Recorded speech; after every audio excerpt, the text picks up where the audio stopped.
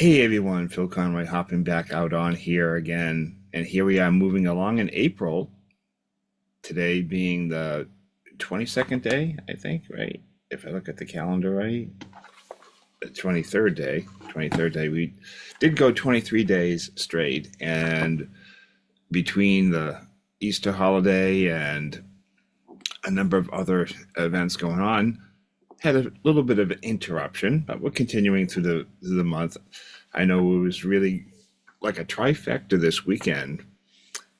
We had not only the religious holidays of Easter, and then also within the Orthodox Easter, the Passover, and then we have also celebrating 250 years. Imagine that. 250 years of amazing freedoms that keeps on getting better every day. For 250 years, it's been always getting better. And they had reenactment of the Paul Revere ride on horseback here in the Boston area, as well as they do every year the reenactment when a group of people said, we're going to stand up and allow our freedom, which allows us to have more freedom than anywhere else in the world, which is just amazing. And this is why these principles, we can keep on sharing those. And here we're going to be jumping into some more into this Think and Grow Rich. The third step, auto-suggestion. Auto-suggestion, what is that?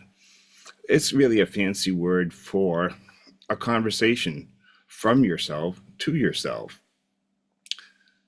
You're thinking about things all the time. You might be going by habit as you get ready during the day, as you go through your day, yet you ever notice that you do have those thoughts and you have a moment where things might be curious and you start wondering, well, would I really want to drive my car this way? Or what would have happened if I tried doing this one thing? What if we had this possibility that could happen in service to other people? And then what happens right behind that? Take a notice for yourself. When you come up with that idea, what's the immediate thought that happens? Is it one that's going to be positive or negative? It's going to come up one way or the other. And take a minute and notice for yourself which one shows up for you. And as you notice that, is that thought that shows up, is it something that supports you in where you want to go? Or is it the other way? Is it something that when it shows up, it isn't the thing that you would want, support you going in the direction that you want? Are you identifying with what you don't have? In other words, lack and scarcity, instead of affirming where you can be. That's abundance and opportunities that are always growing. The choice is always ours. And this is where Napoleon Hill brings out the highlights with auto-suggestion, is that a keystone principle, there's no thought, whether it be negative or positive, can enter the subconscious mind without the aid of the principle of auto-suggestion. So as we start talking more and more about using the power in our mind, the mindset being activity, it's not an anatomical organ. The brain is an organ, and we studied the brain in our Napoleon Hill mentorship yesterday with one of our phenomenal teachers, Carla. But again, here's a copy of a mind map, understanding how the thoughts that are coming in are going to be negative or positive. We don't always have control over which thought is coming into our mind. However, what we plant in, like think of a farmer in the seed. What plants do you plant? If you're growing grass in your yard, are you always throwing seeds out there in the grass? And enough seeds will be one helpful way to take up the nitrogen and nutrients that weeds won't be there, because you have more grass seed, the good seed. But then again, you can grow a food like corn, for example, and a poison like nightshade, and they can be a millimeter apart. The soil will just deliver whatever it is that we plant. One's going to be poison, one's going to be good to eat. So when we have our thoughts, we're planting them into the subconscious mind, and it's a filter that we have that we use. And that's really where this chapter is going, to the point where when we really dive into it with exercises and journaling or writing down ourselves, so we keep track for ourselves, what track are we going on and where do we want to be. And so auto-suggestion is defined by, I talk about it as a conversation from yourself to yourself, but it's the means by which the individual controls or fails to control the thoughts that reach the subconscious mind, including voluntary thoughts, those intrusive thoughts that come out of the blue. Maybe you heard something in the media, and maybe, although they didn't know what they don't know, through ignorance, what they're saying, we can question it. Is it true? How often do you filter in your mind, is this true? Or are we just listening to what one other person says? And who told that one other person that this is accurate information? How do we verify, have due diligence on every piece of information that comes with us?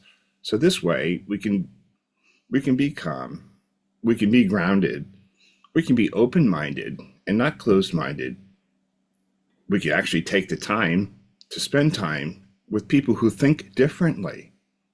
When's the last time that you ever spent any time with people who think differently, who might have a different opinion, even people who you may dislike, yet you can find something you like within them? Now, there's a huge challenge there. Not many people would take on that challenge of spending time with people they dislike, yet I throw out the question, what if you did? What if you did? And what if you're not only survived, what if you thrived because you found a few other things that you really liked, and you found out that perhaps both were not accurately thinking, they were just taking somebody else's word that something was true or a fact, instead of understanding it's a perspective. Would that be one way to bring more peace of mind? Would that be one more way to find more joy in your life? Because that's really the idea we're going. We're looking for an outcome with higher peace of mind. And autosuggestion merely is the type of controlling the internal dialogue within our own mind, because it can be magnified the more we focus on it.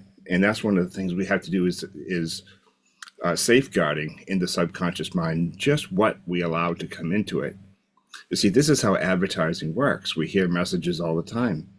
They're not even messages that we want to be hearing. It's just because if your car is on the radio, or you see billboards, or you see TV ads, or you see other types of messages coming at you, those are going in one way or the other, because the subconscious mind works all the time. We have the responsibility and the power is within us to use whatever filters that we have, and to make a thoughtful, critical analysis of accurately looking at the information and understanding whether it's a bunch of truths that might be wrapped in one way, and the way those truths or half-truths might be wrapped, is it with an intention to get things from you, or is it with an intention to serve others? Is it with an intention to serve you? Or is it something that there's nobody who benefits except the person who's telling you that information? This is how we can start to think accurately, plus align with autosuggestion, and really start to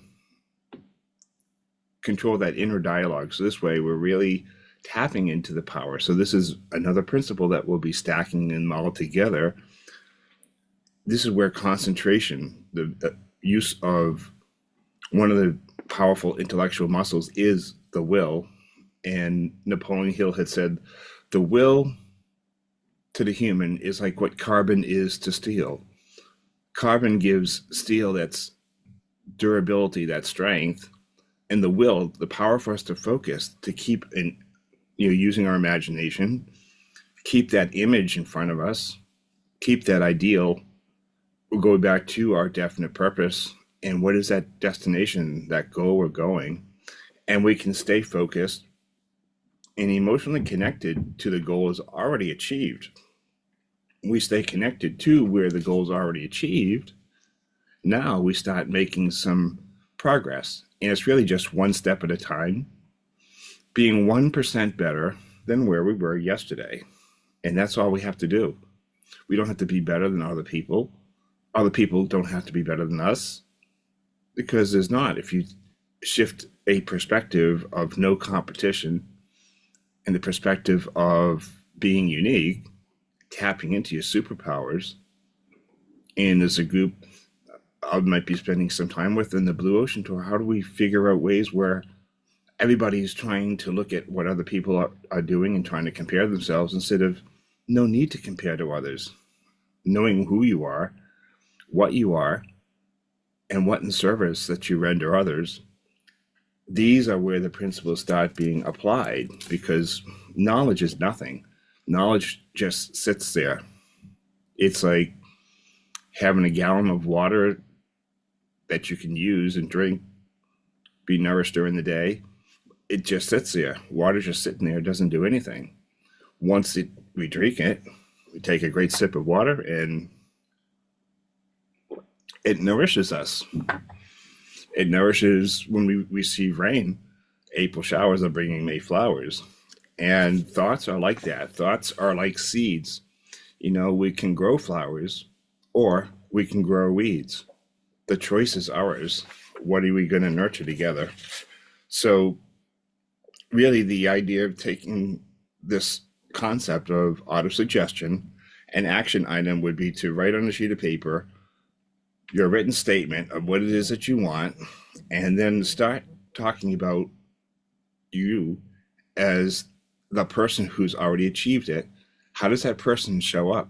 How do you show up when you know you've already got to that first horizon? How do you treat other people? What are the habits that you acquire? Those habits that you know don't work for you? What would it be like to shed those habits? And take a moment, write that down and see just where it is that you're going. And if you like help with that, reach out at any time. Happy to help understanding in the concepts that we talk about, these principles, and really help you to see what is the next step or two that you can be taking. So among your team, how you're growing leadership at all levels. It isn't about being a boss and coming from the top. It's about leadership that together, through different perspectives, we're out here to, in a mastermind, and that's one of the principles too, we're out here to achieve more and connect more. We've got this tiny planet together, and we're all in here with the responsibility to serve each other and receive all the freedom that we desire, along with the peace of mind and joy going through adversity, because that's the strength that gives us the power to continue and be persistent, go on, and keep on growing at new levels. So that's will now be the 24th day, and is again the third principle that Napoleon Hill talks about. I'll be sharing with you another principle tomorrow. Be well.